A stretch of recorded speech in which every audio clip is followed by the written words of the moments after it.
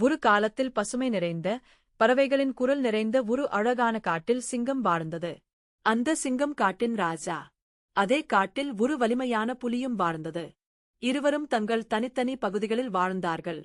அந்த காட்டின் நடுவில் ஒரு பளிங்கு போன்ற தெளிவான நதி ஓடியது. அந்த நதியே எல்லா மிருகங்களுக்கும் தண்ணீர் கொடுக்கும் தாயாக இருந்தது. ஒருநாள் கடும் வெயில். எல்லா ஆறுகளும் வற்றிக் கொண்டிருந்தன. அந்த நதியும் மெதுவாக வற்றத் தொடங்கியது.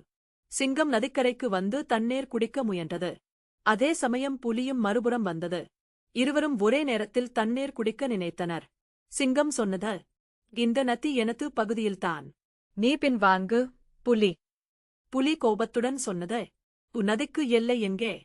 இது எல்லோருக்கும் உரியதா? இருவரும் தகராறு செய்யத் தொடங்கினர்.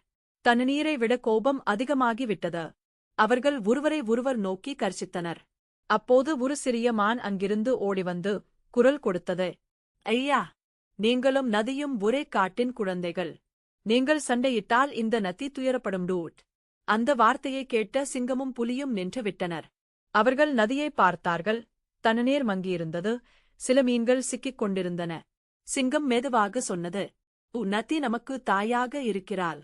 அவளை காப்பது தான் நம் கடமை டூட். புலி தலையசைத்தது. இருவரும் சேர்ந்து நதிக்கரையில் மரங்கள் நடந்து கற்களை கிளப்பி தண்ணீர் ஓட வழி செய்தனர். சில நாட்களில் நதி மீண்டும் குளிர்ந்த குரலில் ஓடத் தொடங்கியது. அந்த நாள் முதல் சிங்கமும் புலியும் நண்பர்களாகி நதியைக் காக்கும் காவலர்களாக ஆனார்கள்.